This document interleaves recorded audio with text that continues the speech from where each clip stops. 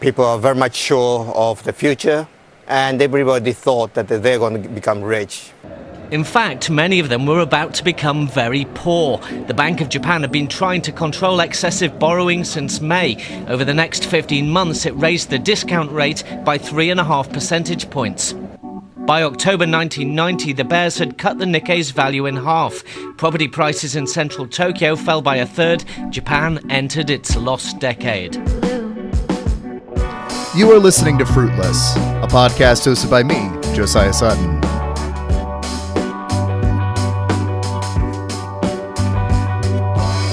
This is episode 19, Slit-Mouthed Worms from the Lost Decade, featuring longtime friend of the show, Jackal, where we discuss Noroi the Curse and Senritsu Kaiki File Kowasugi File Number 1, Operation Capture the Slit-Mouthed Woman, as well as just J-horror in general, and a good video essay by the worst of all possible worlds. Hello and welcome everybody to another exciting and spooky episode of Fruitless. We are continuing our series, our October series that I'm churning out as quickly as I can here in the home stretch of the month. And I am joined today by longtime collaborator, I have friend of the show consistently, gonna be reoccurring guest quite a lot. That you know him. It's Jackal. Hello, everybody. It is so nice to be back here in HD. I don't believe I've been on Fruitless with my proper microphone. You have not. Yeah, that's right. It's only been Mammonburg and Good Apples. You have not been on Fruitless with a good microphone. No. This is my debut here in HD. I'm very excited. Jackal in 3D. Man, that means I have not been putting out enough Fruitless. That's what that communicates, because you've had this microphone for over a year now. That is true. That is true. This is not a new development. I've had this for a while now. No. Because I said Jackal in 3D, and I'm like, oh, that was the name of a Mammonburg episode. Oh my god, that was the name of a Mammonburg episode a year ago. Yep. No, but as I've been doing, I've been asking people to come on and talk about some horror movies of their choosing. And so Jackal picked out, kind of in general, like focusing on J-horror as a subject, and then specifically Noroi the Curse, and what is the full name of the other one? Senritsu, see if I can say it all. Senritsu Kaiki File Kowasugi File 1, Operation Capture the Slit-Mouthed Woman. Something you gotta understand going forward is, in terms of a lot of Japanese media, really long titles. Yes, I see that. Well, this one has also got kind of compounded because it's this is the first of a series, and so 7. All of them are All of them are Senritsu Kaiki File Kowasugi File Number whatever the next number is. So 2, 3, 4, 5, 6, 7, and then the rest of the title. But we're gonna focus just on the Slit-Mouthed Woman this evening. So I was not going to make Josiah watch all 7 movies. We'll return to that. Well, if I can even find them. I also discovered they're not easy to find. They're not. The original one, okay, so the original one that I had watched back, last year, I think. Yeah, it was last year when I watched it. That original upload is gone. This is a new one that I sent you. There are 2 distinct new ones that you can find on. If you can look up the title on YouTube, you should be able to find them. And if you can't find them right now, just give it a minute. It'll come back at some point. Mm-hmm. They occasionally get taken down. There's not a US distributor for these movies. Mm-hmm. But no, that's kind of weird because Koji Siraishi, is the same director, for Senritsu and also for Noroi. Which in Noroi is like a recognized movie. Like that is a recognized J-horror classic to some. And so you would think then the series he did after that, the series that then was considered within Japan his magnum opus, that doesn't get any US distribution apparently. Crazy. It's weird, yeah? Like, you wouldn't think... You would have thought that by now Shudder would have picked it up, considering Shudder picked up the other movie that we're talking about today. But no, they haven't, not yet. I certainly hope that at some point it will change, especially with how well this movie series is kind of getting circulated by word of mouth by the horror community on the internet.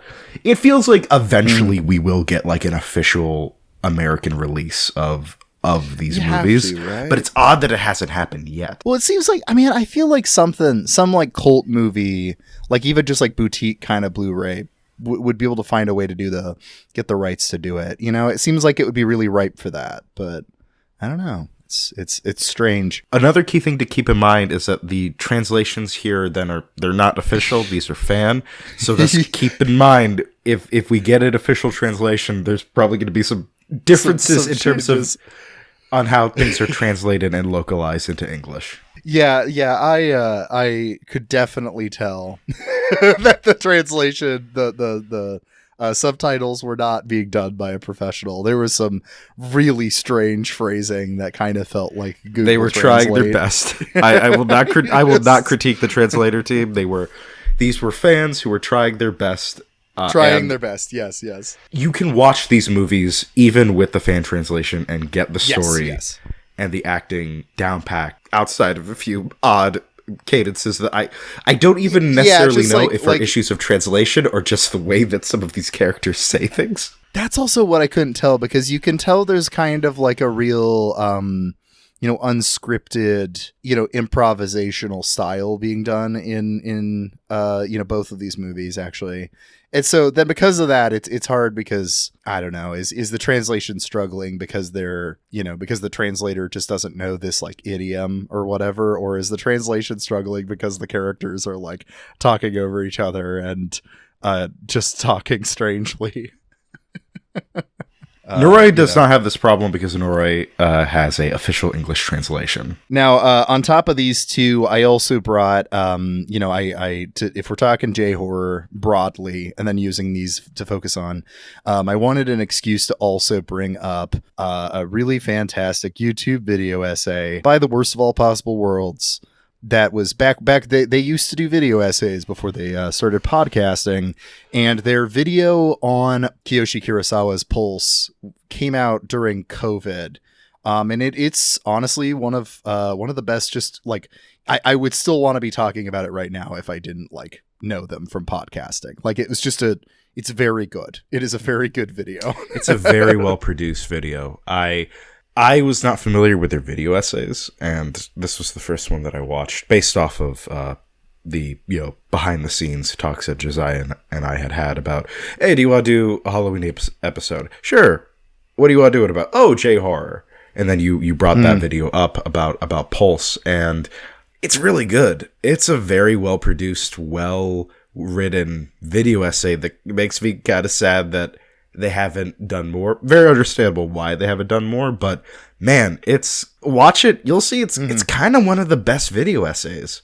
Honestly, yeah, it's kind of shocking. It's up there. How few views it has. So doing my part to hopefully raise that view count a little bit here.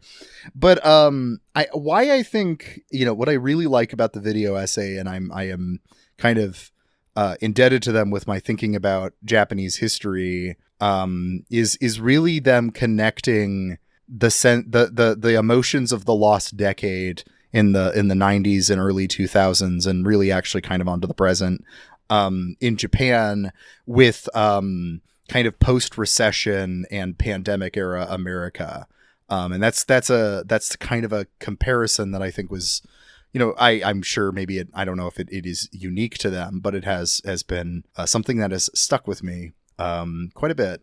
So I think it's helpful to give you some historical context if you're getting into, well, I mean, you should get into J-horror because J-horror is cool. But if you're getting into it, like that's the main reason that you should get into it. Kind of pull these like political readings out of it. I think they add some really good context to it and kind of connect it to your, kind of the experience of the last few years really well.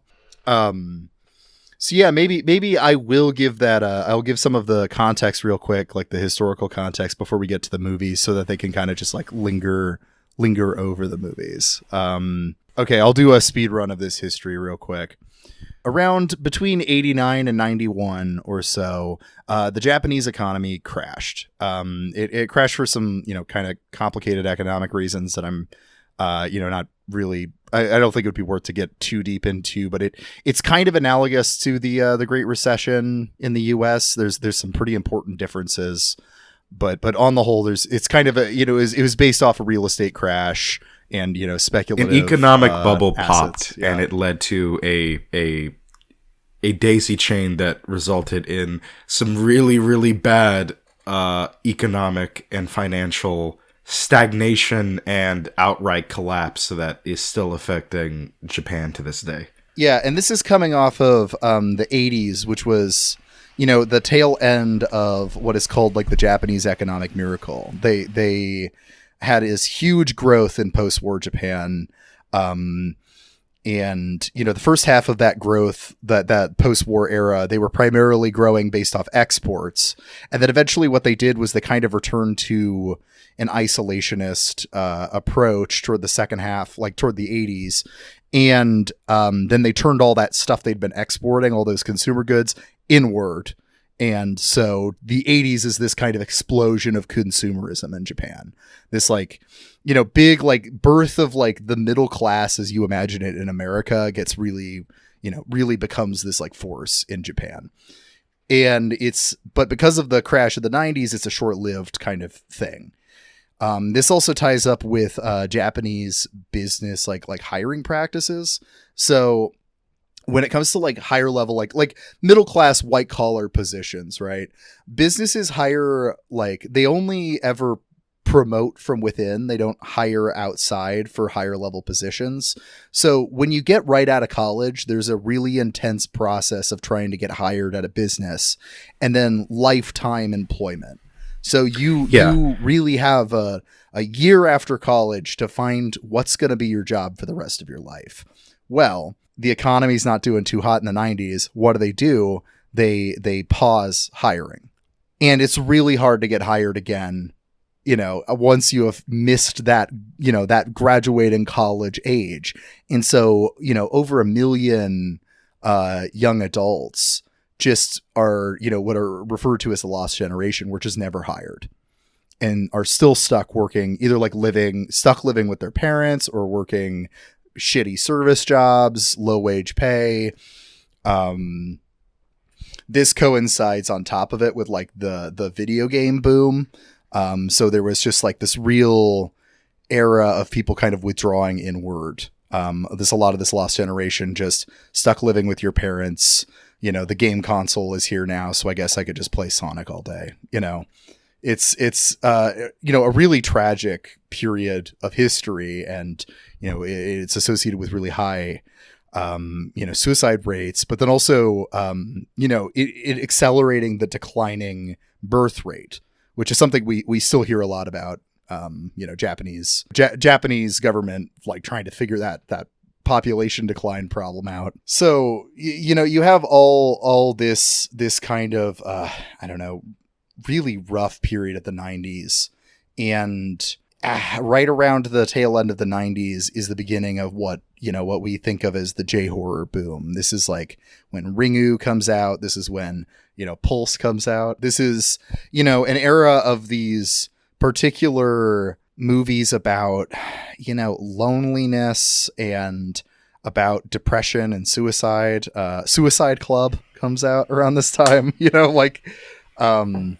lot of movies focusing on this topic in the sense that the future's been canceled in the Fisher sense. It's kind of the Japanese that's what that sentiment we kind of associate with Fisher writing after the Great Recession is very present, I think, in the in the early 2000s Japan. So I think that's kind of the most of the historical context there I kind of wanted to throw in there. On top of that, there was also, a real sense of, a new era beginning, and not really sure how this era is going to be because the emperor died. And this was the emperor for the entire post-war Japanese period, died. Yeah, this was the figurehead who the closest that I can imagine is imagine if like FDR didn't die until like the 80s or 90s.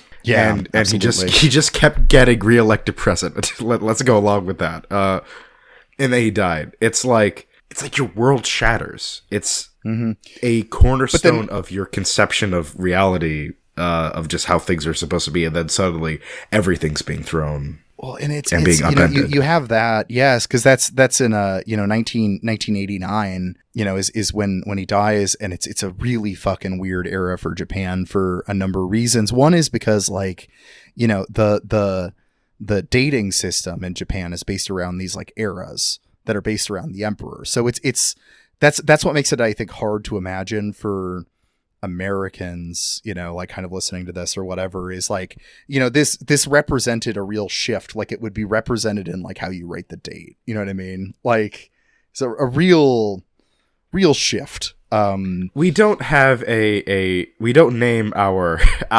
calendar dates off of, like we use the Obama era, we use the Trump era, we use the Bush era, right? But we're not saying Obama 1, Obama 2. Like that's not how we date. Perhaps we should. This is an idea that I think we should keep open. I'm just saying it's not necessarily Biden a bad right idea. now. We're a Biden 3. It feels like a Biden 3. Yeah, it does. And on top of that, like there's also it was just a really weird period for Hirohito's death, the emperor, because he so there's of course like one of the other another practice that's popular in Japan that is not in the US is not telling terminally ill elderly people that they are dying. It seems like a cruel thing to kind of push that like grief on an elderly person, so they usually inform the family. And so there was a weird like kind of attempt to do that with the emperor who had cancer. There was like the press wouldn't be talking about the emperor who was clearly dying. There was just like a weird silence about a thing that was just obviously happening. And then on top of that, like, he died on the 7th of January in 1989. And, they paused like New Year's celebrations and stuff. So there was just this like period that actually one of the things that actually sped up the economic crisis was the lack of like money going into hotels and conference centers for parties and stuff for New Year's, because there was no celebration of New Year's. Okay, so that's all like these weird little things, but I think they should just kind of float in the back of your head that like when these movies are coming out of Japan, there's a sense that they are like there's a generation that's just living at the end of an era and a very unsure future. Think of how you feel now. That's how.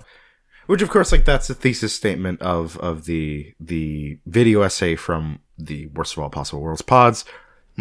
That's I think it's weird going back to that when that was talking about 2020, and now it's like a completely different, not completely different, but the circumstances of the end just have continued on.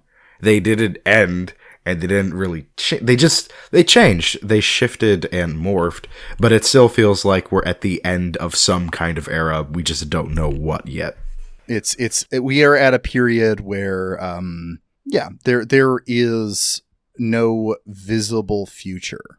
And I know this is a cliche thing, and a cliche among me especially. Like I repeat the Mark Fisher shit all the time, but it's because I just haven't found something that expresses an emotion I have all the time better than this sense of being unable to imagine the future or the end of capitalism or whatever.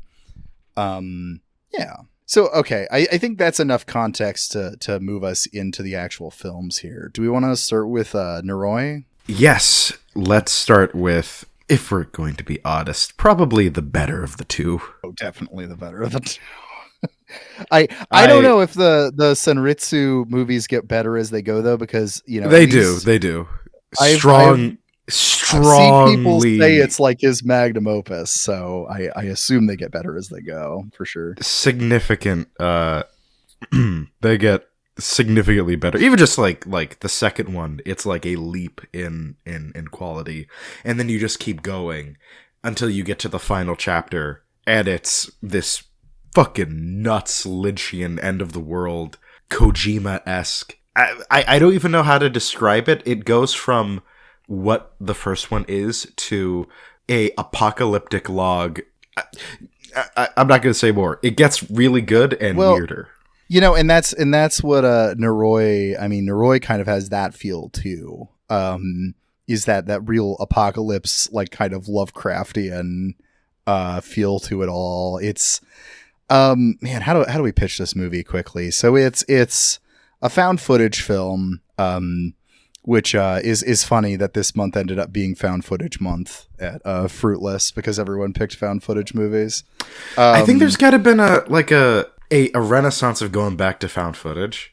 So that's probably that we're kind of going back and realize there's kind of an art here. We ragged at it because there was a bunch of bad movies that came out of the genre, but there's something here. Yeah, there's a lot of bad ones, of course, but like I think that there might maybe because the burnout isn't as bad as it was like mid 2010s or whatever. Maybe maybe there's kind of a reappraisal going on right now. I know when I talked to Josh on the Patreon about The Last Exorcism, that movie has had a pretty good reception. So like there are found footage movies that still, have been kind of reappraised or whatever.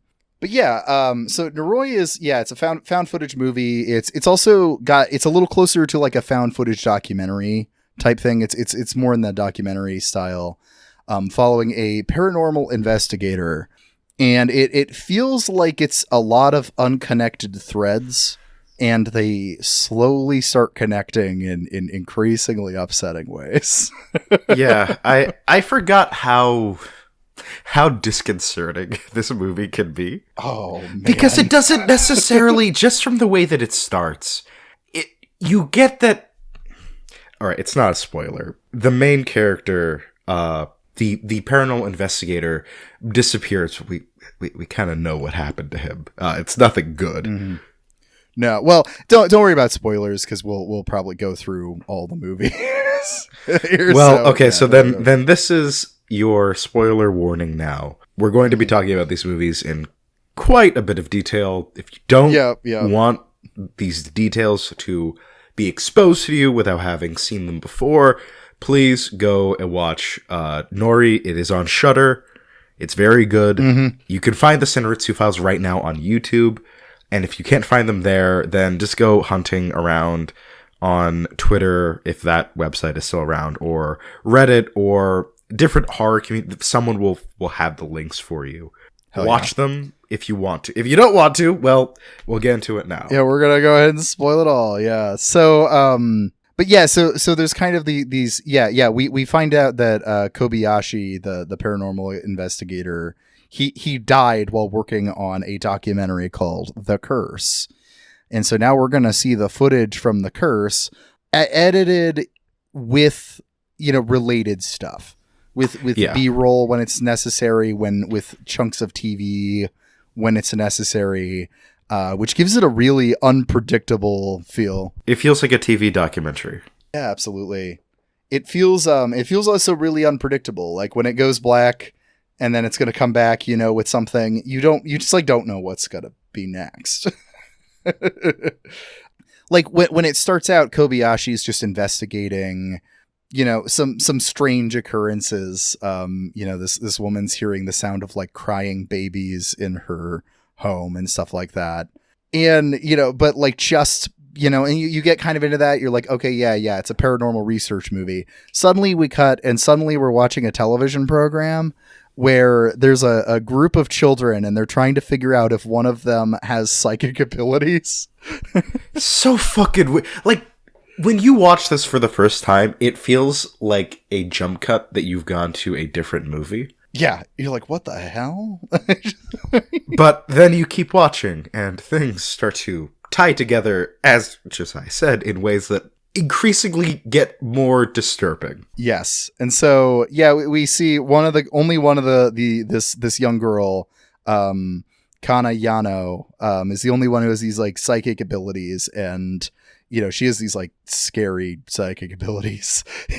Like it's genuine. It's not just like, oh, she can guess these things, like these cards or whatever. It's like she can draw stuff that she hasn't seen. And yeah. For the sake of this movie, psychics are a real thing. This is not a very real. Mm-hmm. This is not a guess. There isn't a scam. There is a genuine psychic clairvoyant ability that she has and a connection to something. And then, the third thread is this is another guy, Hori, who's this kind of like eccentric or who's kind of this like, I think that he's I'll show my cards with this straight up is I think that he's really representative of the hikikomori, the kind of like shut-ins that are really infamous from the Lost Generation. I don't think that's being subtly communicated at all there. And so, yeah, he's this locked up, guy who locks himself in his home, and he's just clearly very, very unwell, but he's seeing visions of fucked up stuff. Specifically, as he says, ectoplasmic worms that are eating the future. And he has to wear tinfoil and cover his house in runes, spells, wards of some kind to keep whatever he keeps seeing away from him. Yeah. And so, yeah, these kind of threads all start to slowly connect. The investigator ends up meeting, I believe, meeting all three of them throughout the kind of first half of the movie, asking them questions and stuff. And I believe it's researching a God, how does this movie happen? There's so many things that happen in this movie. It's hard to it's hard to recap it. Like, it feels like it's more of a, when you're watching it, you kind of just go with it. But when you're trying to recap it in a conventional plot line, it feels like, why the fuck did this happen? Yeah. Wait, no, this is connected to here. But Kobayashi, the paranormal investigator, is the link to all of these people. He's met all of them, investigating. That there's something. All these disparate people are connected by this symbol and noise. Yeah, there's this specific, the word kagutaba or kagutaba, which is like, which they begin to figure out is the name of a demon. And so maybe instead of fully trying to go through each detail, like how it's revealed, we'll just say like what comes out. So there is this village that was demolished in 1978, and the villagers practiced a regular ritual where they do this ritual to keep the demon creature, whatever. This is kind of ambiguous. The thing, the force that is Kagutaba. There's something. Kagutaba is not. There is something unknowable. There's some unknowable thing that they, for the sake of human language, call it a demon, but it's kind of clear that it's something else, was summoned and is being kept placated by these rituals. And but then, of course, they demolish the village to make way for a dam. And now the place where that village once was, and the site where this force was trapped, is now under the water, and has been under the water for several decades now. And nobody's done the ritual. And clearly the force is getting out. And it needs a host. It needs a human body to go and interact in this brave new world. Oh man, how do the illegal abortions fit into this again? Oh, fuck, I forgot about that. Oh man, okay.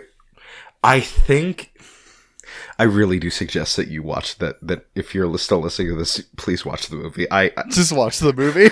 Just watch the movie. This will feel more like, because it feels impossible to recap. The abortions are because a lot of the Oh, okay. I remembered now. It is that the woman that originally called Kobayashi because she was hearing the sound of the crying babies had worked at a nursing school where she helped perform a bunch of illegal abortions, and then stole the Fuck, fetuses. yeah. That's what it was. Oh my god. Oh yeah. Do you remember that part where they're being swarmed by undead embryos? Yes, I do. Oh my god. I kind of wish that I didn't.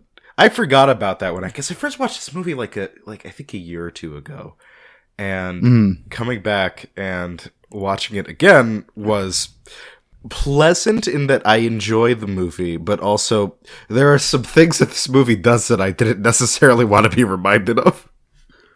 Yeah. The movie will get upsetting if it needs to. And it's not overwhelmingly so. No.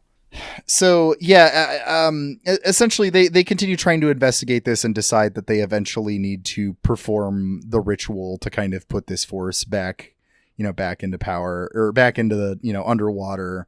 And yeah, you know what? Do you want do you want to see if you can get us here? Oh man. Okay, so they go to my favorite trope of a character, which is the historian science man at the university that has all of the information.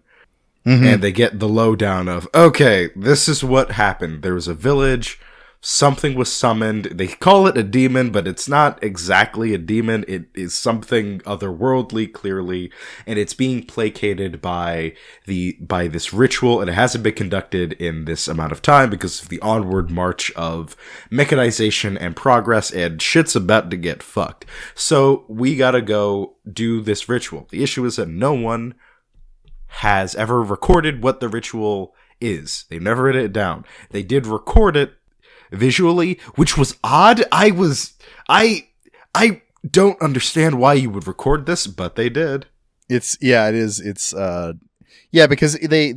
like, it seems to possess one of them usually when it happens, and then they'll fall down just screaming and in terror. So it doesn't feel like it works. You know what I mean? Like when you watch the ritual, you're not like, oh, they trapped it. It's like, did you? Like, what did you do?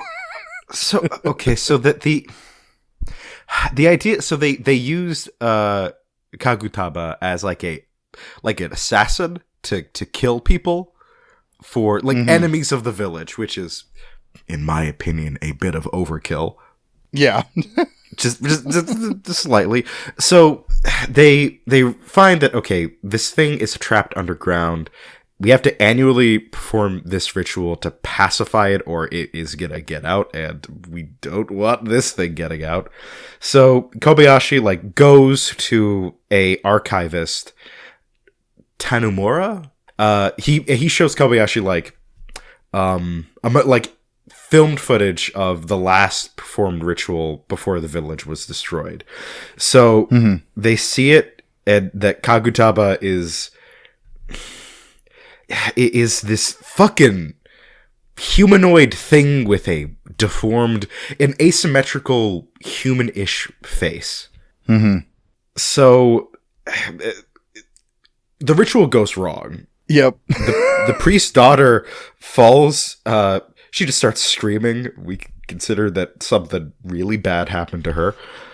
Just like another character, Mariko, who when she falls down screaming, and earlier in the movie, that's what kind of ties that, oh, okay, this is why she fell like that. This is why all of these reactions that like people have had in the movie, this is the beginning of a possession. This happens even though the ritual is being done, correctly, leaving that there's no explanation. Like, how the fuck do we actually trap this thing? Yeah. So he tells Kobayashi that like the villagers all like they went to a specific neighborhood, and Kobayashi then goes to go find these people, and he also reveals that woman is still alive. That her name was Jonko Ishii. I think Ishii. Yeah. Ishii. Oh yeah. Yeah, and I don't think I quite explained this super well, so this just quick thing that'll help is, when they got called in, they were investigating Ishii. A neighbor is who called them in. I think I said the wrong thing earlier.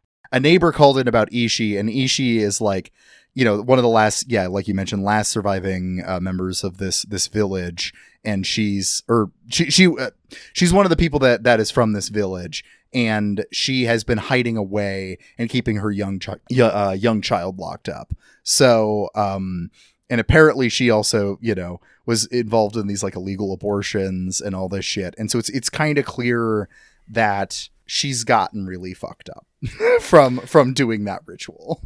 And none of the former villagers want to talk about this. They really do not want to either relive it, or they even give Kobayashi like any information. There's like one guy who eventually does, but you can even see he's pretty hesitant to give it. Yeah. It's this idea that like if you don't talk about it, then maybe it will go away. Maybe it will stay down there. Mm-hmm. Right. But the fact that these odd circumstances keep happening in this location indicates that there is something. It's starting to come up. And so they as we had said, they try to do the ritual. It doesn't go well, and they clearly got someone possessed. And, Hori, the kind of shut in, kind of neurotic, psychic guy is like going nuts. And so, Kobayashi, delivers, Marika, who seems to have, been possessed, and Hori to the hospital. And then he goes and breaks into Ishii's home, where they find that Ishii has hung herself, and the young boy, who we've never really been able to see throughout the movie, is hiding there. So Kobayashi decides to adopt this boy. They go back, they talk to the historian, and find out that, that Kobayashi, that Kagutaba, was first originally summoned, by having a bunch of murdering a bunch of baby monkeys and feeding them to a medium, which they then realize that's what Ishii was doing with the aborted fetuses, was she was trying to, feed them to, because she kidnapped the psychic girl from earlier. And and so was trying to feed the fetuses to the psychic girl from the beginning. And apparently Kobayashi disappears shortly after this, after Hori's placed in a mental institution, and all that's left is You're missing the point where he decides I'm gonna fucking walk into the woods while all of this is going down, which is the worst decision that you could ever make. That was a really bad fucking idea. That's right after the ritual, I believe. Because I think Marika gets possessed, and when she gets possessed, she just bolts off into the woods, and he follows her. So he clearly, something fucked up happened in those woods. Anyway, the last tape we have of Kobayashi, and then I think we have all the pieces on the table, so we could just talk about the movie more broadly. Last tape of him shows that the Hori arrives all freaked out, reveals that apparently the Kagutaba's in the young boy that Kobayashi has adopted, and Hori tries to kill the child with a rock, and then the psychic girl Kana appears in the corner. So he kills the boy, who starts to take on the appearance of Kagutaba, and someone sets himself on fire and the whole place burns down. This is a vibe movie. This is a vibe movie. It's when you watch it, it makes I promise you, it makes a lot more sense if you watch it. So much more sense versus someone trying to recount it to you. It's a vibes movie, and the vibes are fucking fucked, buddy. There is something real evil happened a while ago, and we're trying to deal with the consequences of it as it's trying to escape. That is the rough, very rough premise of it, is that dude who is a paranormal investigator who... It's implied that there's real shit that he's investigated too. He's not a charlatan. It's genuine. There's a genuine belief and reality of the supernatural in this movie. The fact that the presence of psychics are not questioned, they're just a part of reality, just kind of goes that this movie isn't, the reality of the movie is not questioning the supernatural. It is what is behind it and why is it doing this.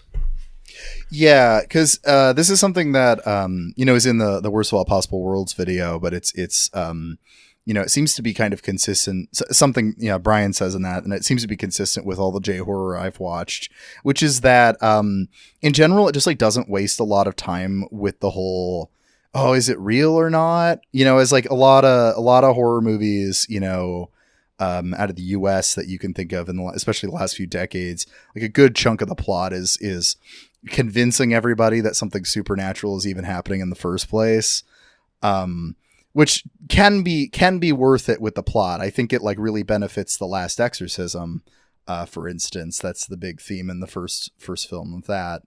But I really like with a lot of J horror where they're just like, yeah, ghosts are real. Let's like move on. Like, yeah, we're just it doesn't concern it. Yeah, it's like, yeah, all right, ghosts are real. I'm not gonna fucking explain the dynamics of that or why they're real. They're fucking real. Let's move on. So there's a couple things that this movie made me think of when I watched it. I think the kind of lost generation politics stuff there is pretty on the nose. I think that's not hard to read into it at all. The kind of constant like theme of there's like these worms, this force eating the future, and in light of the declining birth rates becoming this huge crisis, this whole like thesis of like the illegal fetuses being fed to this monster, to grow a monster of some sort, some Lovecraftian entity. I just don't. I think it's pretty apparent what's kind of going on there. I think the other thing I was thinking of is this actually made me think of, in light of reading Late Victorian Holocaust recently, a big chunk of it, like one of the big arguments Mike Davis uses in the book is that one of the biggest, one of the most damaging things that happens with colonialism is the destruction of traditional systems that usually fed people during famines.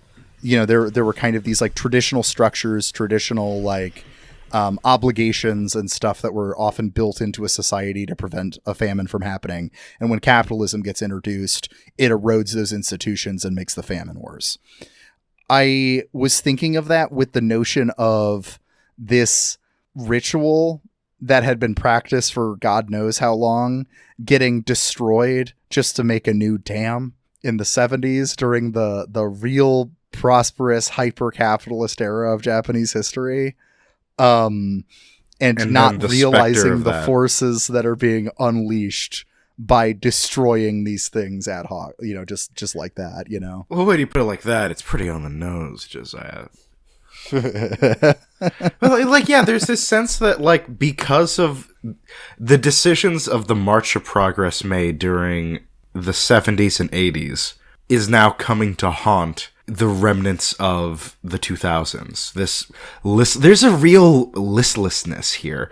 There's something about the way that there's a melancholy in the world, from the color grading to the kind of attitudes that are present from all of the characters in the movie, to even like the overly enthusiastic game show from the psychic. Like all of this kind of feels like it is uniquely of the early 2000s, of this weird listless period, of this transition point of the 90s and this weird new millennium. And this new millennium, as our boy Hari would probably put it, is filled with worms, and they're eating the future.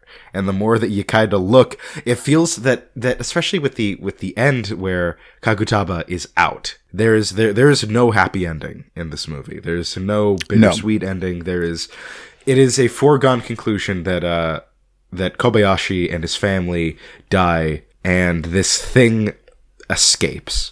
Everyone fails to stop the evil, and it is out at a world that feels like it was preparing itself for something horrible. Yeah, absolutely. And I mean, it all just seems to line up with a lot of, these trends going on in Japan. I think again, like we had said, the plot for this is kind of complicated. It flows much better when you're actually watching it. But one of the characters commits suicide at one point in the film. One of the, there is actually two characters at least commit suicide. And then there's, the illegal abortion theme and stuff. It's like, this is just all stuff that's going on in Japan right now is a suicide epidemic on top of, the sense that the birth rates are going down and the future's caving in and the middle class life isn't attainable anymore. And, our kind of hikikomori stand-in of Hori is also this guy who is also very in touch with the rot that seems to be present in society. Because he may be like erratic or whatever, but he's clearly seeing something that no one else is seeing and able to sense it. And what does he get? He gets put in a mental institution. You know what I mean? Like it's a very cold reflection of the state of like what capitalism has done to Japan at this point.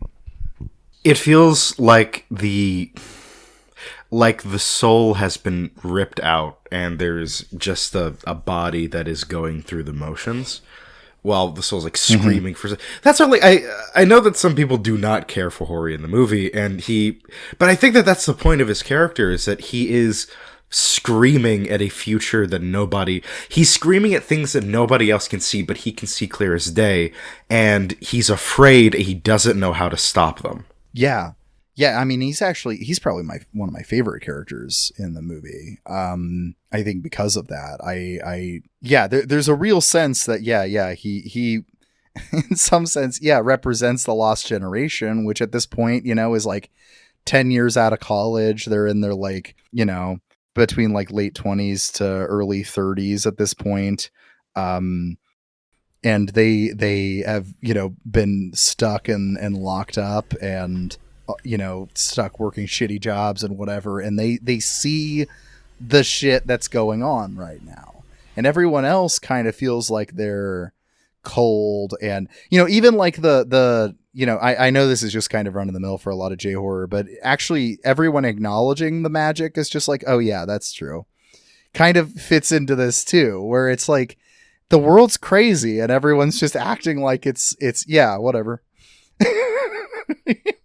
Okay. So they had a ritual that they used to do, and now it's not done. So an eldritch being has returned. Right. Of course. Gotcha. Now we need to do the ritual. Okay. All right. We understand where to go now. There's some weird, that's something that I love in this movie though, is that no one's like, what the fuck are you talking about? That there's like an eldritch deity underneath the water from a village that was flooded. What the fuck are you talking about? No one does that. It is taken completely at face value that, oh, okay, all right. So how do we trap it again? That's the question. It's not, there's a demon that they summoned and now they're trying to keep, what? That isn't a focal point of the movie. I think the movie benefits from that. It feels like even though the implausible, the magical, and the horrifying exist, the fact that it's not questioned just posits that we've become numb to even the unknowable. It's just another facet of life. Mm-hmm. Yeah, there's a degree that it even has. Yeah. That there's been kind of a disenchantment that's taken place. That even though the magic is real, it's just another thing. It's the source of entertainment on TV. We have psychic children. Let's see which one's the real psychic. Whoa, it's everything kind of is becoming, I don't know, commodified or whatever. It's the commodification of the eldritch, of the impossible, and the when you're presented with something so fantastical, your immediate response is, well, how do I cut that out. How do I package this and sell it to people? Yeah, how do we monetize the rot? Now, while Noroi, I think this reading is like kind of really apparent. The kind of context that it's made in is really apparent. I think what we're going to have more of a challenge with here, but I am excited to give it a shot, is a reading on File 1, Senritsu File 1 here. Oh boy. In light of this stuff. I think we can do it. I just, we'll see. I think that you, in a film analysis sense, these movies are definitely connected because they're directed by the same person. And they feel really similar. They feel like they're set in the same world. They don't. It feels like one is continuous of the other. Yeah. Yeah, Senritsu feels like, because again, it's another film that follows a paranormal investigator who has to end up learning about local folklore and stuff like that. But I think the major difference is that the Senritsu movies, at least based off this first one, is like they're like the X-Files. Like set in the X-Files set in this world, as opposed to like the long 2-hour found footage epic about this world. This is like the serialized kind of, we go and we monster of the week kind of thing that I assume builds somewhere, of course, as it goes. It does. And also, this one is the paranormal investigator in Senritsu is an asshole, and that's what makes it a lot funnier, I think, than Noroi. You say asshole, I say best horror protagonist since Ash Williams of Evil Dead. The bro beats up at least 2 people, maybe 3. I'm trying to remember now, but I think it's he really 3. starts just beat. Do we count the attempted vehicular manslaughter on the Spectre as a 4th? Maybe we do. I think we do. Yeah, okay. There's a point in, I forget which movie it is, but there's a point in one of them where he comes out with a baseball bat and says, "I'm gonna kick the shit out of the demons." I'm excited I will probably try my best to go on and watch the rest here. But so to throw in the historical context side of this one is going to be 7 years. It was 7 years after Noroi. Yes. And so in that time, I wouldn't say things are great in Japan at this point, but they have gotten better. The economy's gotten, well, actually the economy still kind of sucks, but everybody has started to adjust their life into a real big emphasis on frugality toward the 2010s. And so because of that, everyone started really, really hyper saving money. And so there was a degree where people, like, even though the economy didn't quite recover, people had found a way to keep going.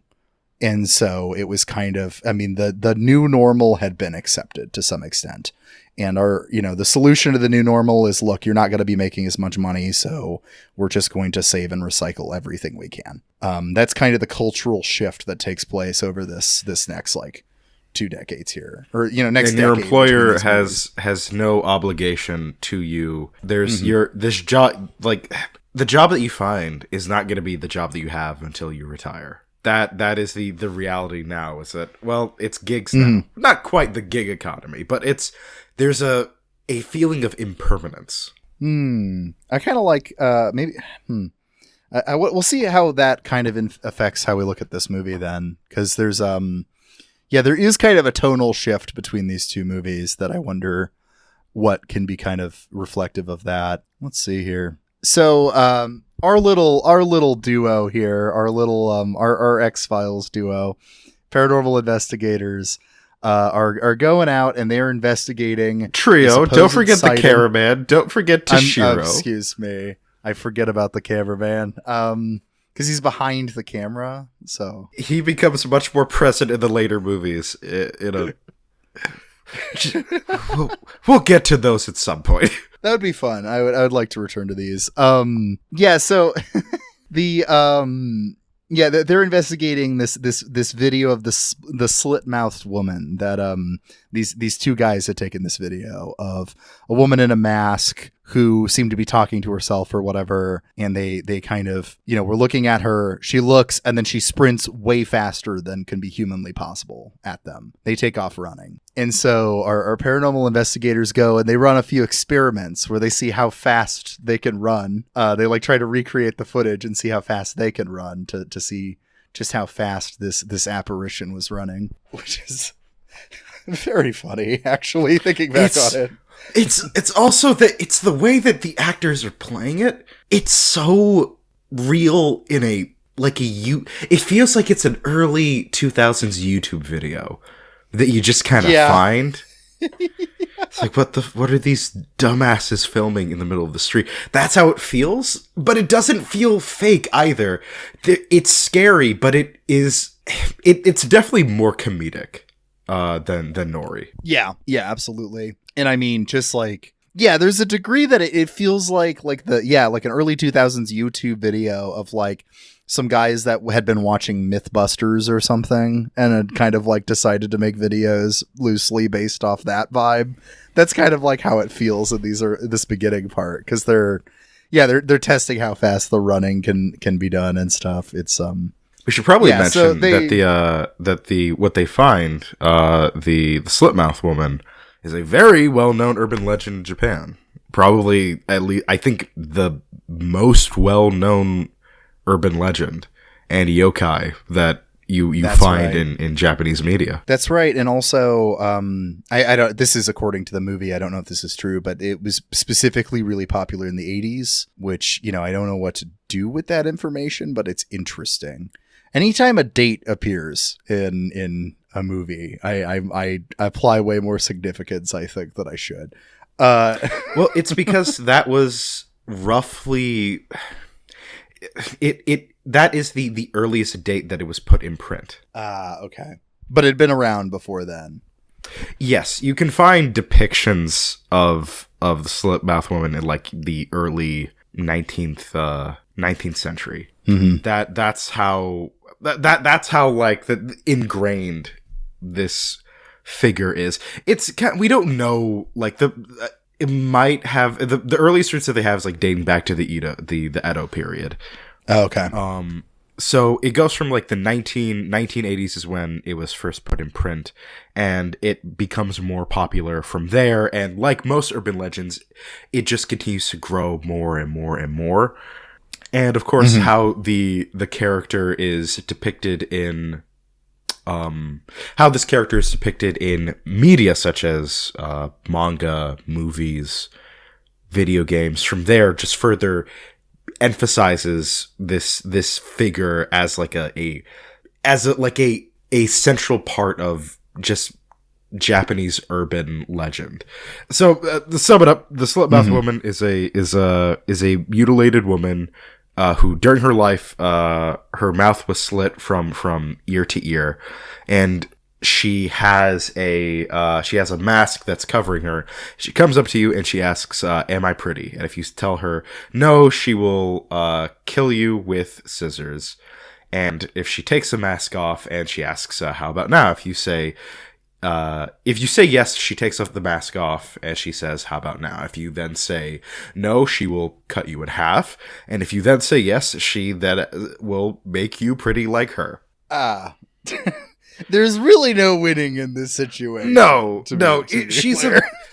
And I think that the common origin story is that she was the adulterous wife of a samurai during life, and she as for punishment for her infidelity, her husband. Let me say that again. Is that weird? Her husband sliced the corners of her mouth. In other ones, in more modern ones, it's like a dental procedure that was fucked up. In other ones, it was she was just born with a very strange mutation. Sometimes she's just a fucking ghost. Like most urban legends, there's multiple versions of it, but regardless, all of them emphasize that she is a spirit of vengeance that cannot really be bargained with or reasoned with. Your best case is just a fucking run, Or how our boy, the director, finds out the best case might be just to run her over. Yep. Oh my god. So yeah, moving forward, they do their investigating. They find this like clump of these papers that have been tied to looks like tied to like a fence or whatever, and they're all just like suicide notes. So again, we see the appearance of that theme. And then also like a kind of a strange drawing that they don't seem to know what it is. And so they end up getting those papers kind of like checked out. They find that, this is where the 80s thing came in. I'm not sure about the Slit-Mouthed Woman, but I know now, looking at my notes for a fact, that it was this amulet. So this is what the weird drawing is of. It's this like hair tied into this like weird complicated knot, which that was another motif that we left out with Noroi, because there's so many motifs that show up in that movie. But similar kind of thing of this like weird knot that's kind of associated with some sort of evil, which evil you find in a lot of J-horror. Is there's something about this geometric pattern that is evil? I don't know why. Mm-hmm. It feels like this is listener, Josiah is not an anime watcher, so he's not gonna know. He doesn't read manga. He doesn't watch anime. Yeah, he's not a fucking weeb. And by that I mean I just haven't gotten around to it. Don't you dare call me a weeb. Don't you dare do that. I'll get around to it. There is a piece of horror media by the master Junji Ito called Uzumaki. And Uzumaki is all about how spirals are evil. This geometric pattern is fucking evil. Stay away from it. So there's this kind of trend that you'll find with some J-horror where there's something about these complicated geometric patterns that are like a window to the other world. Yeah, it's super interesting. And yeah, so this one, this amulet apparently was popular in the 80s, and it was made of this like, this hair kind of tied into these weird knots, and supposedly it would protect you from evil. But supposedly they've been, so yeah, they were popular in the 80s, but it would, supposedly people have been doing these for thousands of years. And apparently it was once used to summon the dead. Uh-oh. Oh no. So alongside this, you also have, and this is either me not paying enough attention or the translation in the subtitle. So help me out here. Is the guy supposed to be homeless that they're talking to? The guy in the park that they keep talking to? The guy in the park is supposed to be homeless, yeah. Okay. So yeah, there's a kind of a tent encampment, living in a park. And they're speaking to one of the guys specifically there who, they're talking about, they've seen this. They've seen this apparition, this Slit-Mouthed Woman, and they get bad vibes from this woman. So they don't like her. Understandable. I mean, given the circumstance. Yeah. And so and then the other aspect of their investigation is they go and they speak to this medium. They show this medium a picture of the Slit-Mouthed Woman, wearing her mask from the video that was taken at the beginning. And she, the medium just like freaks out, doesn't want to be talking about this at all. And apparently they basically through talking to the, a researcher in the medium, figure out that the Slit-Mouthed Woman, at least this woman we're seeing, is Misako Taki, who is a witch in the village who cursed and killed her lover, who was the medium they're speaking to's younger brother, which is why she does not want to fuck with this at all. So after they talk with the medium, they kind of fuck around. They're trying to find her, because the operation is like, let's capture the ghost. Hell so yeah. They stage a trap with because it seems like she is focusing in on the two yahoos that filmed that video and sent it to our crew, which I don't think we ever okay, so the film crew is Kudo Ichikawa. So it's the director is Kudo, the assistant director is Ichikawa, and the cameraman who doesn't have too much of a character here, but he's around, is Toshiro. So they're doing they're a video production company, and they just get fucking sent this by these two guys, and they decide to stage a trap to capture the woman by having the two film themselves at, I believe it's either their apartment or somewhere they're just holding up to and to see, like, to basically act as bait. Yeah, absolutely. And yeah, apparently they've had multiple times now that they believe it's the woman, but they don't know. Someone comes and knocks on their door. And doesn't respond when they say, who is it? And then eventually disappears. So they're gonna wait outside and wait until the woman, shows up and knocks on the door, and then they're gonna capture her. That's the game plan. And this doesn't go super well. Not really. There were some flaws in the planning stage and in the execution stage. So the film crew's like they're in a car. Kudo is the one who is driving. The rest are in a car that, like, to see where is she going to be coming from, and to try to catch her when she comes to the door. She does eventually come to the door, and this time, she does knock. Well, okay, so they try it once. She knocks, and they set up a camera, and they see, all right, someone did come to the door. So they start tracking the neighborhood 24/7, and they decide, all right, we have to keep on this until we can actually get a response from her and see if we can catch her. Yeah, I believe that Ichikawa is the voice of reason. That says, this doesn't seem like a great idea. Seem like the best idea in the world. Kudo, I don't know. This guy seems just motivated to fuck over the supernatural in whatever way he can. So that's where his motivation's coming from. Yeah. Like I mentioned, like he beat up the homeless guy for information. Yeah, he did. like. I mean, he basically attacks the medium. he attacks the medium. You can argue that he also strong arms the two that sent the video. Yeah, I don't think they want to do this bait thing. They don't seem to be all necessarily all gung ho for this.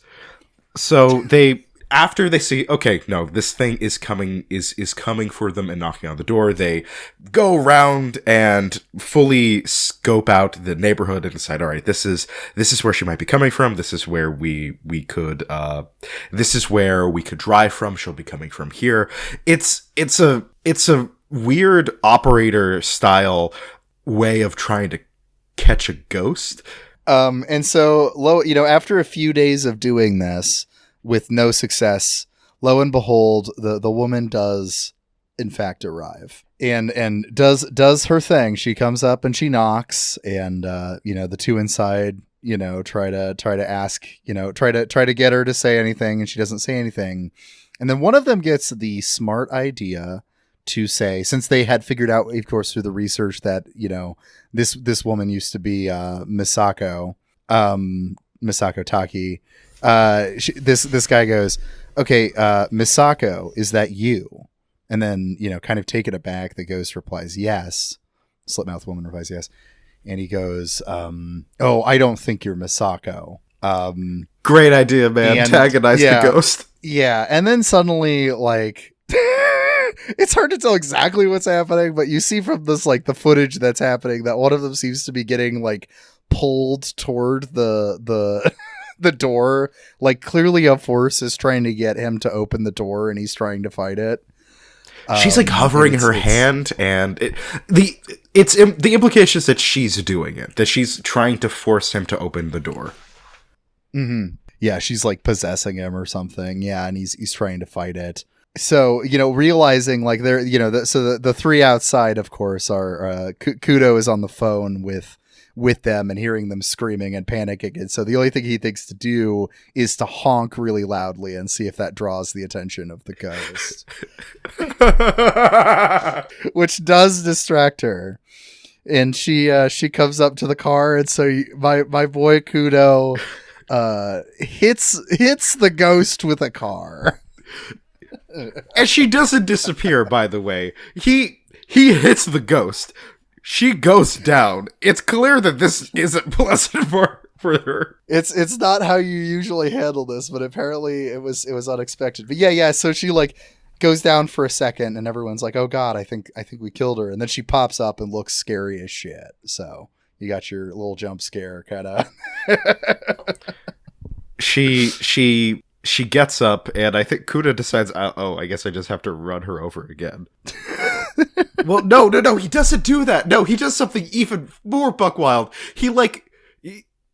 He's also swearing about her throughout this entire, like, fucking witch. I knew that she was gonna come after them. I knew it. Keep recording.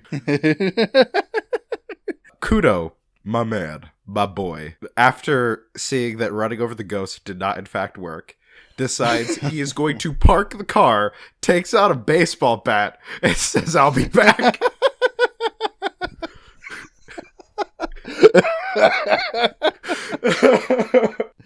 Unfortunately, though, she has run off, and they search for her for a bit, angrily and with much profanity, but they do not find her.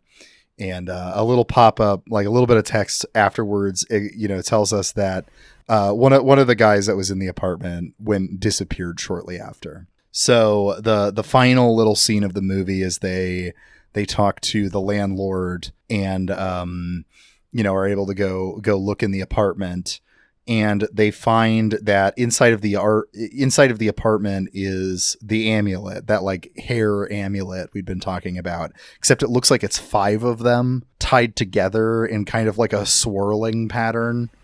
It's pretty unsettling. And as they leave the apartment, the camera catches an apparition in the dark. One of the scariest that is the scariest fucking scene of this movie. Oh yeah. That last shot has haunted me since I saw this way back last year.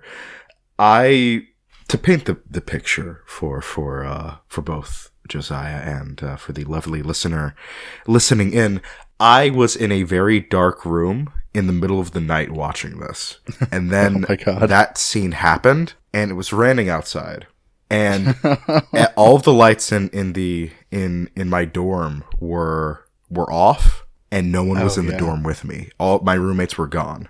And it's just this, it's hard to explain how, what it looks like, because the apparition, because it just doesn't look human. It's a figure of some sort, and it's only visible because, they turn up the contrast and the exposure really high on the image to show you what's happening, what's hiding in the dark. And it just looks wrong, like a melted face. I don't know. Like it just doesn't look right. It's a depiction of the, I almost want to say that I think that you should watch this movie just to see that last scene, because it works so well in being a genuinely unsettling. Mm-hmm.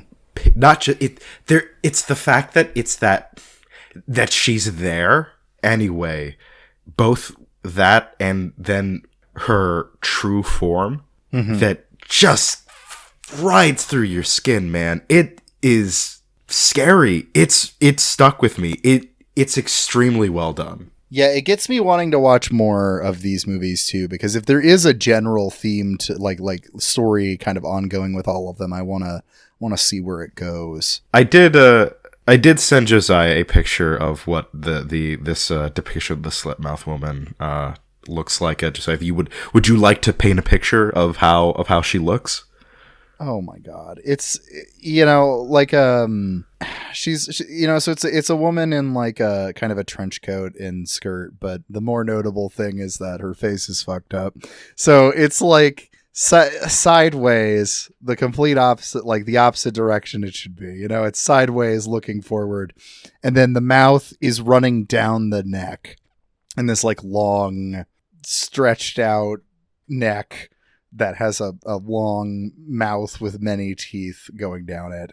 It's yeah. This image you sent me is what they were trying to do with the with the end shot specifically, because now I see it. I do see the shape there. Yes. And if you look at the poster on Letterboxd for Senritsu, it's that. You do get a spoiler image of what the true form of the movie does too. Like it does the traditional version of her, and then it does. I don't know where this version came from. I was trying to find it for today so I could try to give like where did this separate incarnation of the Slit-Mouthed Woman come from, but it appears that it might have just been a trend on some artists that caught on to add a further element of body horror to her. Yeah, I could see that, and it it makes me think of, and it doesn't quite look like this, but you remember like the Momo panic that kind of happened? Yes, yeah. It kind of looks similar to that kind of like that way of unsettling to me. I don't know if that makes any sense, but like even though the image is like the figure looks different, it has a lot of, I don't know, to me the kind of like weird unsettling similarities. It's that real like, you know, the influence of J-horror long term, I feel like, was also its impact on like internet, like creepypasta internet stuff. You know what I mean? Oh yeah.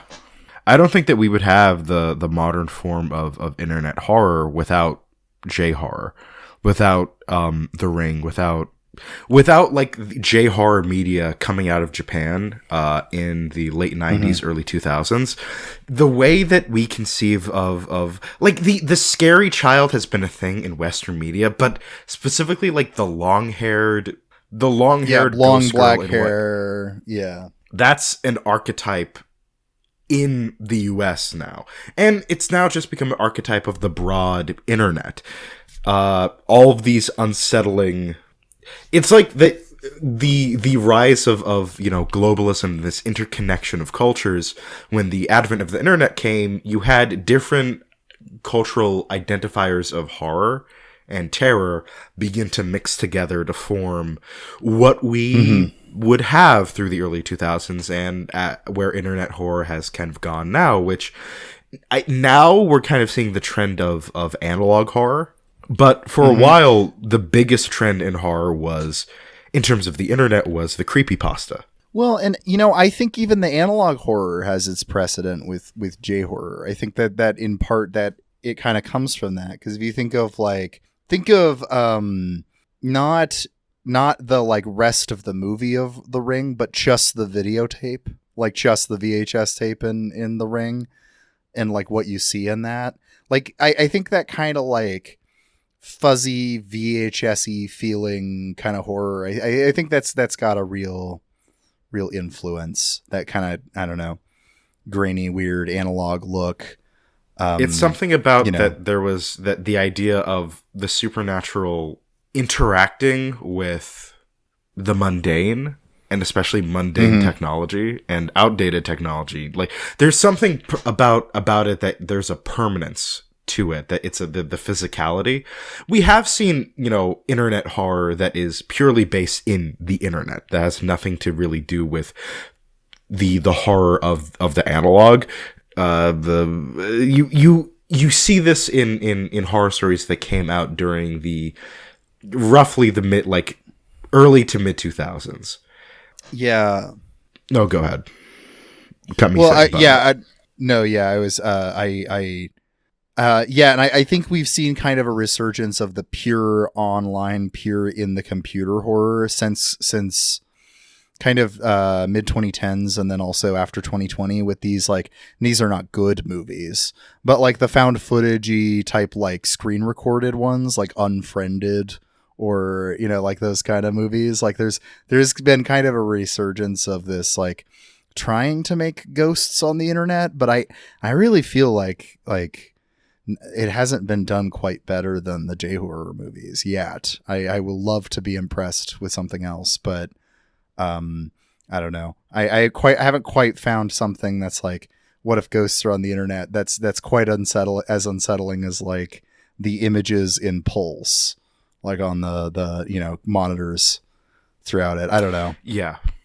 There isn't and we're gonna ignore the American remake.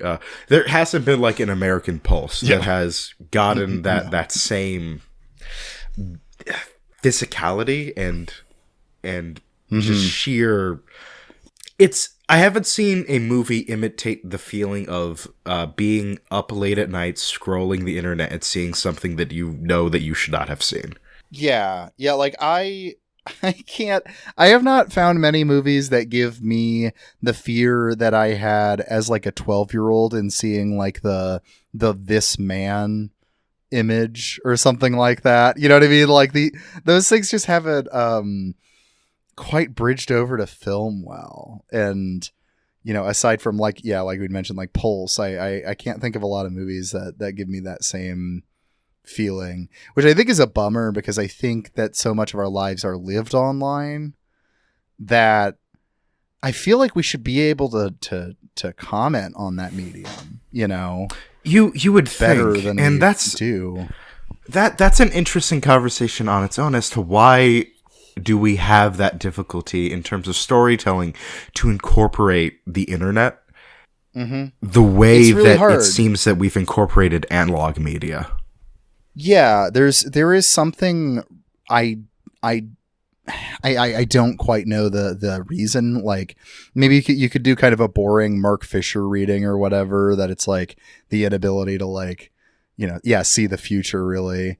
And it, you know, really even our present, we're just kind of stuck being haunted by the 80s. Although I think that's a bit of a, I don't know. I think there's more to it than that. But that's like something, you know, kind of a basic kind of thing you could maybe say. But I don't know. It seems like it's something that we just don't know how to do very well. Like even like movies conveying people like being on their phones a lot. Like pretty much all I ever see like people being on their phones and scrolling in the context of like films or whatever is when you want to communicate that this teenager is being a brat. But like, it's not just teenagers. We all are living on our phones. You would think we'd like have found a way to communicate that. And, you know, like the reason Pulse comes out of this context of like, you know, the internet being, you know, maybe not new, but, you know, been around for a few years in Japan. And then, you know, that coupled with this sense of loneliness and alienation as people were kind of just turning inwards and, you know, kind of turning to, social media wouldn't even exist at the time, but just the internet, you know, just turning in and focusing on their screens, you know, on their video games and on their, I mean, like forums existed. There was early forms of early forms of what would eventually lay the foundation for social media. Right. Was there. Right. And it just feels like outside of certain examples, no one's really gotten the chance to, I mean, the closest that I can think of one that I mean does it better is the book The Girl with the Dragon Tattoo. That one handles it because it's like tech literate, because it's aware of like science, like science fiction has done a better job of conceptualizing this than it feels that non-genre fiction has been able to grapple with it. It feels like soft and hard science fiction stories, regardless if they are, you know, like techno thrillers or if they're sort of softly science fiction or if they're hard science fiction, regardless of what kind of thing it feels that they have a better grasp on juggling this other element that other pieces of literature and media and art just kind of feels like they don't know what to do with it. Yeah. Yeah. And I think that's bad because I'm bringing up, Pulse, like why that movie is so good is because it's tapping into a real like loneliness around technology at that time. And it's like, man, loneliness and technology right now, that's a theme that I feel like we could really be doing something with, because it's very present. It's very much an aspect of our modern life, especially after the pandemic. I don't know. It feels like it's something that they're going to have to continue to struggle with and figure. I say they, that we as a society, and as people who consume art and enjoy media and like thinking about it, and the people who create media and art have to juggle with is, how do we deal with the fact that the vast majority of our time is spent on the internet, scrolling our phones, our computers, in making friends through these bubbles that were 20, 30 years ago impossible to conceive of. Mm-hmm. Yeah, and I mean, part of that is probably just a problem of like, it isn't very cinematic to like watch somebody look at their laptop for an hour. Not really. You know what I mean? No. It's hard to do it right.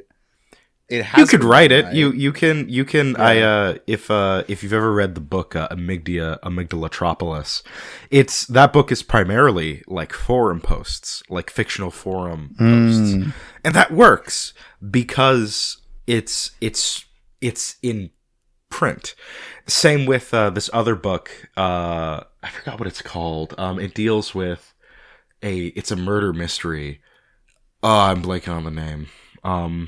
But like, that's another book that like its primary structure is of forum posts that go in a linear. The plot unfolds via forum posts by different people via like the timeline of the actual story. And it works, but it feels like when it comes to visual media, we haven't been able to figure out how to incorporate these things yet. Yeah. And the examples that do try to do it, like I meant, I don't know why I specifically say Unfriended. There's a bunch of other ones like Deadstream, Deadware, those movies. The problem is like something, and I don't know if that's just because I don't like seeing that technology in movies, which is, then that's a me problem. But like something just still doesn't feel right in those attempts at it. You know what I mean? Like, I argue it's because there hasn't been a good one that does it yet. Yes, I mean, like I said on the last free Fruitless episode, I kind of defended Deadstream a bit, but that's primarily because it's funny. But like I still don't feel like it's a moving reflection on technology. Like I don't feel like I've seen these movies, which these movies in theory should be that. You know what I mean? Like Unfriended or Deadstream or whatever. These are. If you choose to set that movie within a technology and about a technology, then it feels like it should be a reflection on that technology. And that's, I think, maybe just really hard to do right. Part of it is, I think also like a lot of stuff we see that tries to capture the internet just doesn't convey how shitty the internet is. It like kind of is like a sand. Yeah. They sanitize it. Mm-hmm. It looks like a Mac ad. You know what I mean? Like it doesn't, everything's really slick or whatever. You don't see like the movie that's set on someone's laptop doesn't open on them having like a disgusting desktop that has like 10 screenshots they haven't deleted. Like it doesn't feel like clean. like how at least how I don't, how my computer always looks all the time, which is most people have browsers that you've got too many tabs. You need to close them, but you're just not yet. I need that open right now. I know I can bookmark it, but I'm gonna go back to it later. You have screenshots that you're gonna delete them eventually, but I'm not gonna do it right now. I have this other thing I'm doing. Yeah. You have your folders are a mess. Your organization is completely fucked. You constantly say to yourself that, I'll get to it later. Your computer is running low on storage, and you say, I'll buy an external hard drive later. But they're so expensive. Like, no movie has gotten to discuss how the mundanity of the internet. They always still approach it as if it's something novel. Yeah, and it's not novel anymore. Now, like, if you want to do a movie that's going to be like Unfriended or something where it's like a screen recording of a laptop the whole time and it has like Skype calls or Zoom calls predominantly moving the plot, I think you also need like, some Safari tab that has like 20 tabs open and, just, oh my God, going to your email and it's just mostly shit. Instead of like, these movies will show like their emails and it's just like, clearly stuff that they just made up on the spot. That's just like conversations they'd been having or whatever that look like it's the only emails you ever get are from your friends rather than just fucking endless piles of shit and ads everywhere. Where's the spam? Where's the spam? Where's the endless reading lists that you know for a fucking fact that you have never once in your life put your email to, but yet somehow you're getting emails about a product that you have no interest in. And maybe that's just because it's not, it's not very cinematic, but I think you could make it that way if you wanted to do it well. You could either, if you wanted to do like an unfriended thing or whatever, then just need to have lots of Zoom calls or whatever to keep the plot going. But if you want it more cinematic, make a movie like Pulse or whatever, where, some of it is spent looking at computers, but it also captures this apartment that's trashed, that this person's in, and the just kind of, I don't know, shittiness of life. That's I think what that's kind of the thing that J-horror did well. At least some examples of it that just hasn't seemed to catch on with like more of this modern era dealing with it.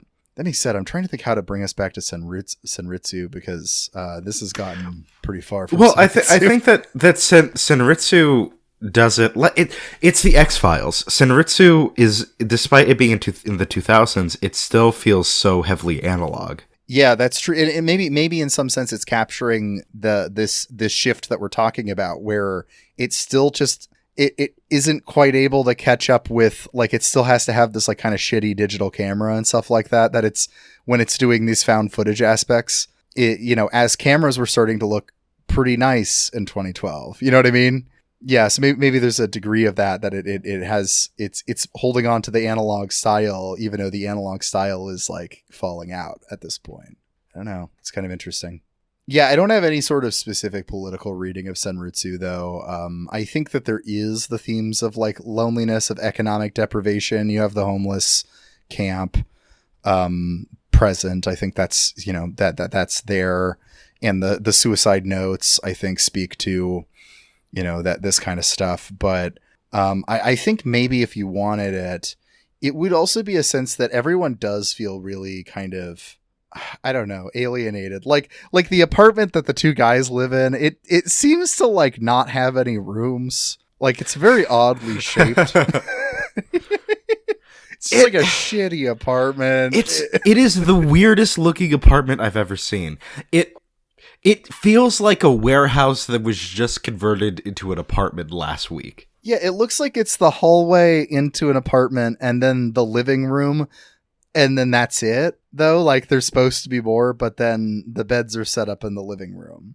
And then there's like a kitchen off the hallway. Like, that's, I don't know. It's just oddly shaped. I don't know if that speaks to anything, but I kind of saw that. If just like, yeah, everything kind of looks like shit in this movie. You know what I mean? Like, everything from like from their equipment to their from the equipment to, and everyone's like, but okay, no, it's not everyone. It's Kudo. Kudo's the one who's consistently on edge. Everyone else is kind of an antagonistic. Yeah. Everyone else is relatively laid back. It feels, other than the medium, for very justifiable reasons. Right. Yeah, and there's there's just kind of a sense of like when Ichikawa is trying to find out info about the hair symbols. Mm-hmm. Kodo's like, don't keep him on the phone. Come on, like fucking Stop. Don't talk too much. Come on. Just such a consistent asshole for no reason. He is a really good character. As I'm thinking about this too, I do want to watch more of these and see how this goes. Cause he's really funny.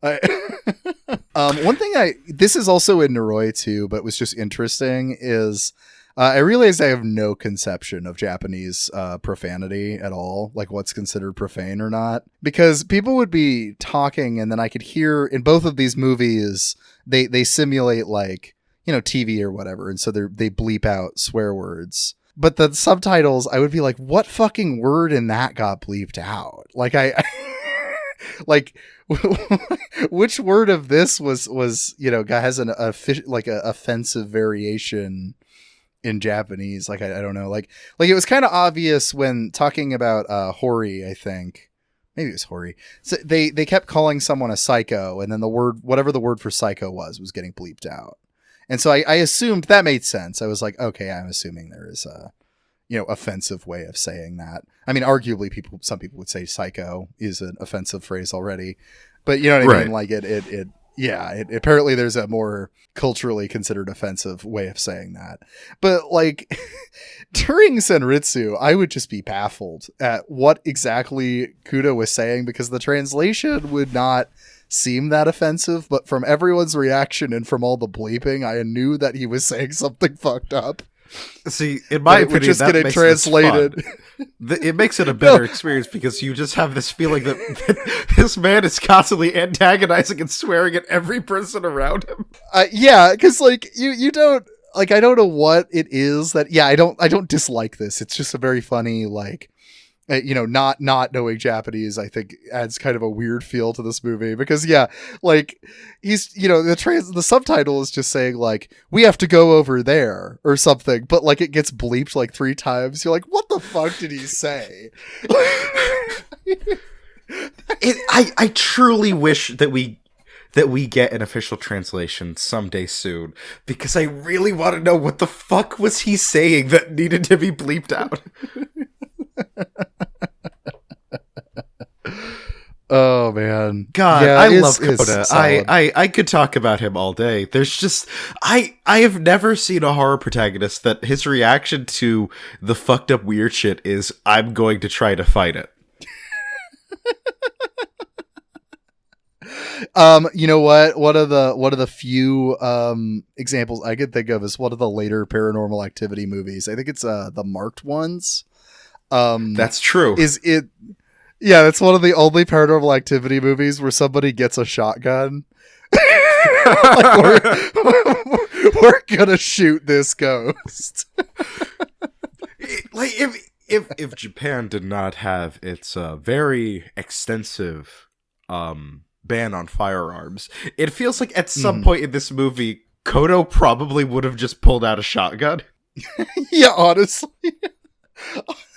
Honestly, I wish they could have just done that anyway. Like, even if it was illegal, I think that would add another level because to Kodo, it as well. Why do you own a shotgun? There's something so perplexing about this one in that it is presented in a way that is so, I don't know if naturalistic is the right word, but it's not tongue in cheek, but it is funny. Like, there's something really kind of funny about all of this. Mm-hmm. Yeah. There's like this low-lying wit, and there's also some bafflement. It's slow, but the pacing isn't. It's slow in that it's thorough, but the pacing isn't off. And then suddenly you are whipped with the last scene of this movie, which is of one of the most disconcerting images of a warped human figure.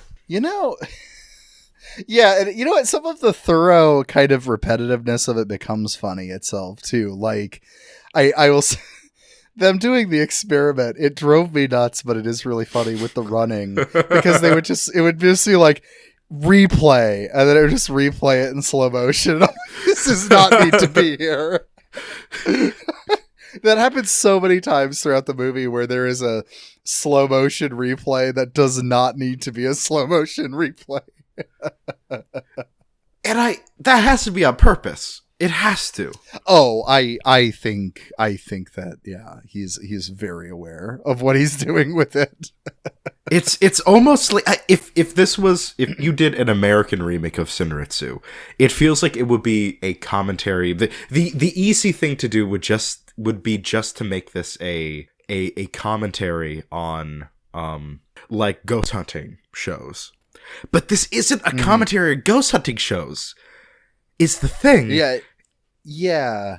Maybe I just don't know the like Japanese TV well enough to know if this is commenting on anything. Oh, we need to show you some Japanese game shows. They're wild. I've seen some. They have succeeded in Japan has succeeded in game show television. There's no place on earth that I get as much Schadenfreude as I do off of Japanese game shows. Yeah, but there isn't like it's. The tone of this movie is always weird to me, and I really like this movie. For the faults that are here, which there are numerous, it is the pacing is. While I said that I think it works. Funky, It is kind of funky. The acting can be kind of odd at times. The effects are not super great. It is kind of slow in parts that it should not have to be. Yeah, like the instant replays. One thing I'm even noticing is because you gave me the impression, as we were talking about it, you would start laughing describing the plot at times, and so I got this impression like this is going to be a really out there hilarious movie. And then I found it like as I was watching, like a kind of dry found footage kind of movie, and then it's been talking about it that I'm starting to like laugh at it. It's like it like kind of worms its way in your head. I don't know. It's like a movie that's kind of boring to watch, but then it sticks with you. I must state, I must ask you, Josiah, did you not laugh at Kodo getting into a fight with a homeless man for quite literally no reason at all? The fights were the ones that like always made me laugh. But like the stuff like the instant replays, it would just kind of be like, why is this happening? But as I think back on it, it's like, okay, no, that was just really funny. That just kept happening. It feels like it's an overly produced mid-budget television show. Yeah, this is solid. Like the more I'm thinking about it, the more I like this more than I think I realized when I watched it. It has to grow on you, I think. I was kind of geared toward it. Like I was vibing with it from the get-go because I like the X-Files. I like paranormal investigation stuff when done well, because there's a lot more bad than good oftentimes. But yes. I like paranormal investigation stories, and I dug how grounded and naturalistic this one felt, along with the fact that, again, I feel like a broken record, but I cannot emphasize to you enough that the idea of a man who, upon his reaction to seeing a ghost, is, I'm going to run it over, and then I'm going to park my car, get a baseball bat out, and go hunting through the streets for a ghost, yelling at it to face me. It's incredible. It's incredible. This is cinema. This is what we've been fucking waiting for, man. Well, I will put the link to the YouTube of the first one in the show notes, but I will also say if you are listening to this a few months after I've released it, there's a good chance it's not there anymore. Because this movie disappears. But see it while you can because of that. You know what I mean? And start demanding from like, I don't know, like Arrow Video or whatever, like those like the cult movie Blu-ray labels, just start demanding that they put out Senritsu. We got to make this happen. I want to like start asking them, hey, where's the Senritsu? It again, for something that is this dude's longest work and his magnum opus, it's wild that it's only in Japan. Mm-hmm. Yeah, it's a bummer. So pressure that, and then I hope one day will have like a nice, like 7-disc Blu-ray like box set of Senritsu. That's the dream. That's the dream. I would love to have in this economy. Shelf. That's all I can dream for. I just want my movies, please. Please just give me I my just movies. want my movies. Well, I think that's probably a good sign to start wrapping up here. Any thoughts about Noroi, Senritsu, or J-horror broadly before we close it out here? It was fun getting to revisit J-horror because it's been a minute since I've properly gotten back into it. I started a little bit ago with rewatching The Ring, but it's a nice mood to get into, especially during the Halloween season. It's nice to kind of get away from the typical Halloween fare that we have on rotation and sit down and watch something that kind of feels a little bit more, in the case of Noroi, unnerving, and in the case of Senritsu, fascinating. Yeah. Absolutely. They feel unique. They feel like we've only just more recently have seen movies coming out of the US that are similar in tone and in being a little bit weirder that these movies feel. Noroi, before I saw Savage Land, I thought was one of the best found footage horror movies of all time. It still is, but I hold Savage Land to be the best. Yeah, now I'm trying to think. You know what? We'll save the question for what the best found footage movie is. We'll argue about that on the Fruitless Halloween special. That's right. I didn't get a fourth guest, and so for the Patreon, subscribe to the Patreon now. I'll be hanging out with Jackal and maybe some other folks. We'll see. I've been people are busy, but we're gonna hang out on the Patreon and just chat about vaguely Halloween stuff. No specific movie in mind. Probably just talk about whatever. And I've decided we're gonna argue about what the best found footage movie is. So there we go. and you can get in on that discussion in the Fruitless Discord. That's right. Yes. Join the Patreon and you'll get exclusive access to the Discord and all that good stuff. But aside from the Patreon, last thing we probably want to plug is where can they find you, Jackal, if they want to?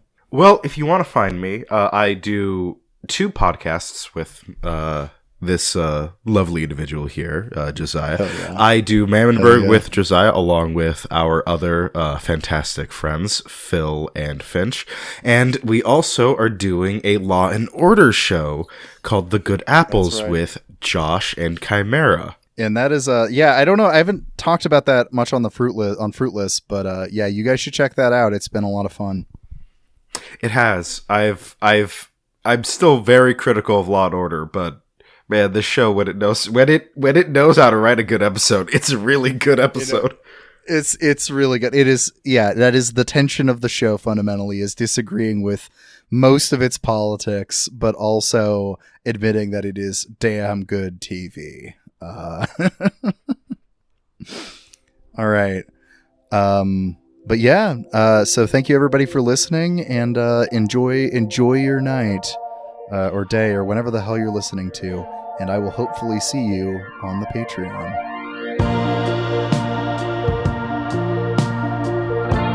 This show is brought to you by our lovely patrons, who include Stephen Atkinson, Elizabeth Power, The Worst of All Possible Worlds, Moss, Kyle Gannis, Thomas C., James R., Leo Zachary Dickinson, and of course, Chris Barker. If you like what you heard today, don't forget to rate and review the podcast on Apple Podcasts, or really wherever you get it. If it's got a rating system, that helps us out. And definitely don't forget to check out the Patreon so you can hear more of Jackal and I talking about horror movies for the Fruitless Halloween special. I think that's how I'm framing it. And that should be out here in the next few days. The Patreon's also got a couple episodes in the back catalog thus far, a conversation with my friend Leo about being raised homeschooled, and two conversations actually, with Josh Christensen. One about The Last Exorcism, Part 1 and 2, and one about evangelicalism from our little evangelicalism month in September. And with that, Have a good rest of your day, evening, whatever time you're listening to this, and I hope to see you again soon.